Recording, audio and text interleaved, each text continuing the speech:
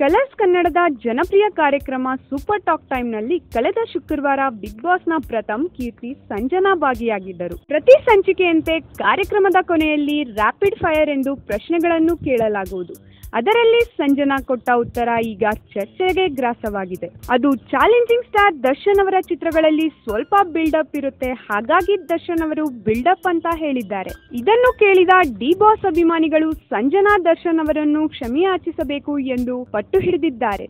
ಆದರೆ ಸಂಜನಾ ಅದು ನನ್ನ ಅಭಿಪ್ರಾಯ, ಕ್ಷಮೆಯಾಚಿಸುವ ಅಗತ್ಯ ಇಲ್ಲ ಎಂದಿದ್ದಾರೆ. ಹಾಗಾದ್ರೆ ಮುಂದೆ ಈ ವಿಷಯ ಯಾವ ತಿರುವು ಪಡೆಯುತ್ತದೆ ಎಂದು ಕಾದು ನೋಡಬೇಕು.